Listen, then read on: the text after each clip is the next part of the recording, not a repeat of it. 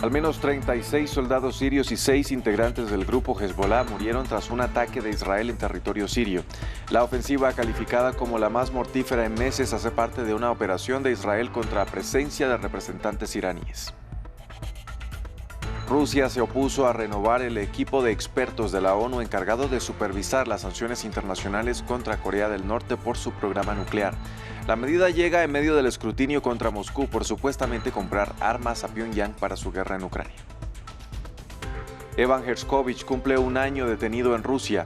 El reportero del periódico Wall Street Journal fue arrestado por cargos de espionaje y su detención se amplió hasta el mes de junio, mientras el Kremlin guarda silencio sobre un eventual intercambio de prisioneros para lograr su liberación.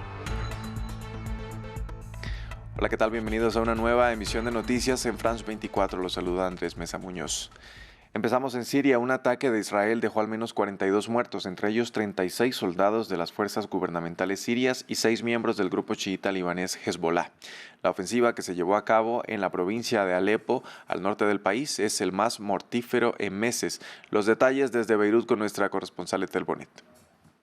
Israel está atacando desde varios frentes a Hezbollah para debilitar su arsenal militar, con el que diariamente está atacando posiciones militares israelíes desde el sur del Líbano. El bombardeo contra un depósito de armas en la ciudad siria de Alepo ha sido el más mortífero desde que comenzaron los enfrentamientos fronterizos el 8 de octubre. 42 personas han muerto, la mayoría miembros del ejército sirio y 6 combatientes de Hezbollah. Siria se ha convertido desde hace tiempo en un corredor para el envío de armas desde Irán al Líbano para apoyar a Hezbollah en su lucha contra Israel. El gobierno israelí teme que su frontera con Siria se convierta en un nuevo frente desde donde milicias proiraníes puedan atacar el territorio israelí.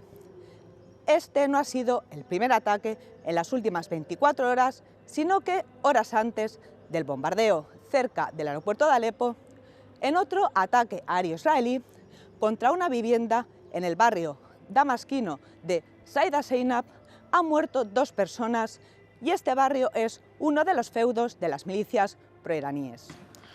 Mientras tanto, en el vecino Líbano, Israel dijo haber causado la muerte de un subcomandante del grupo Hezbollah con el que ha intercambiado disparos a través de su frontera conjunta desde que estalló la guerra en Gaza el pasado mes de octubre.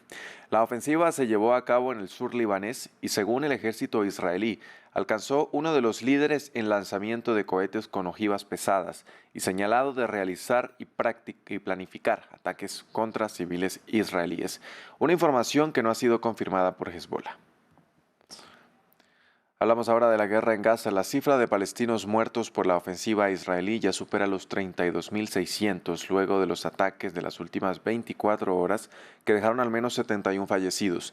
La situación humanitaria en el enclave llevó a la Corte Internacional de Justicia a ordenar a Israel para que permita el acceso de alimentos y agua a los gazatíes y así detener la hambruna. La medida se enmarca en el caso presentado por Sudáfrica ante el Alto Tribunal y en el que acusa a Israel de genocidio.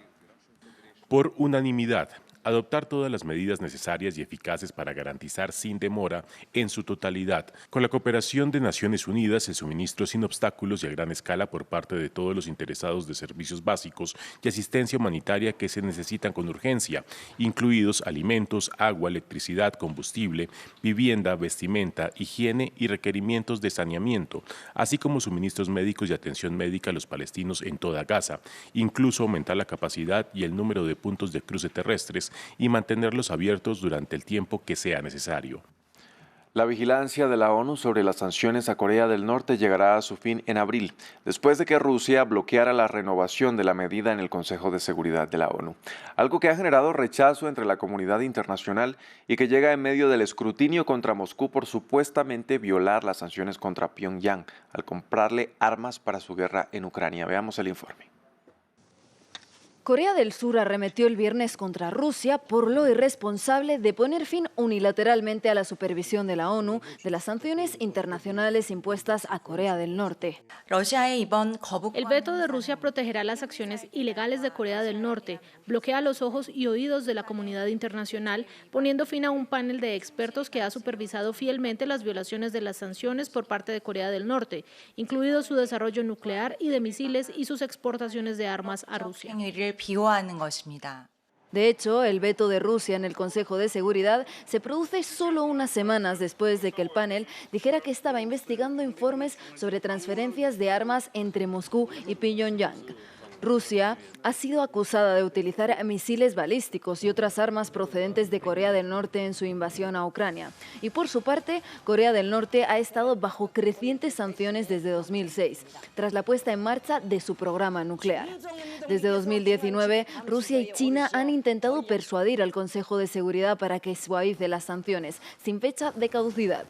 Rusia ha dicho que las sanciones han sido ineficaces y que han empeorado la situación humanitaria en Corea del Norte.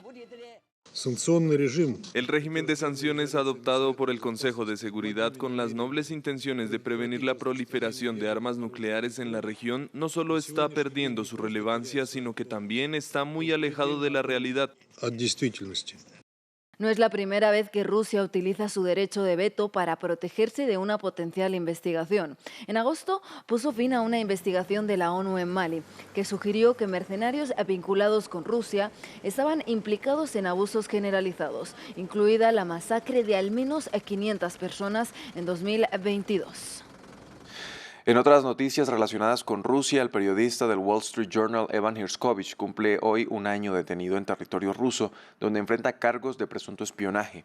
El Servicio Federal de Seguridad lo acusa de tratar de obtener secretos militares, y esta semana un tribunal de Moscú amplió su detención hasta el 30 de junio. Desde Occidente acusan al Kremlin de intentar acumular una reserva de ciudadanos estadounidenses tras las rejas para poder intercambiarlos por presos rusos. Allí era periodista, no hay problema. De repente él, quiero decir, estoy simplificando, pero él habla de Prigozhin. Va a una ciudad de producción militar cerca de Ekaterimburgo.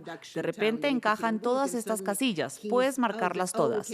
Debe ser un espía. Así que es oportunista y por lo tanto se convierte en una herramienta. Ya saben, la gente se convierte en una herramienta de la política rusa. People become tools of Russian politics. Vamos con noticias de Sudáfrica, en donde el Departamento de Transporte informó que el accidente de un autobús en el norte del país dejó al menos 45 fallecidos. Solo un niño de 8 años sobrevivió a este siniestro.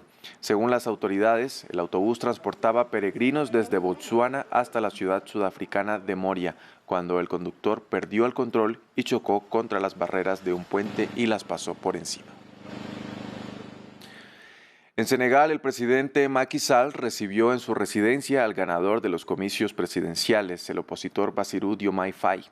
El encuentro, al que también asistió el principal líder de la oposición, Ousmane Sonko, arroja luz sobre lo que será un pacífico traspaso de poder en la nación de África Occidental, que se enorgullece de su estabilidad democrática en una región afectada por golpes de Estado. Sall deberá dejar el cargo el 2 de abril. Y cerramos en Japón, donde finalmente se estrenó la película Oppenheimer, que narra la invención de la bomba atómica que devastó las ciudades de Hiroshima y Nagasaki al final de la Segunda Guerra Mundial, cobrando la vida de más de 200.000 personas. A las afueras de los cines se advertía que la cinta ganadora del Oscar contenía imágenes que podrían evocar los daños causados por las bombas. La película generó opiniones encontradas entre los japoneses. Me gustan mucho las películas del director Christopher Nolan. Por supuesto, esta es una película increíble que merece ganar los premios de la Academia en los Estados Unidos, pero la película también representa la bomba atómica y en cierta manera parece alabarla. Y como persona con raíces en Hiroshima me resultó difícil de ver. No estoy seguro de que esta sea una película que los japoneses deban hacer un esfuerzo especial para verla.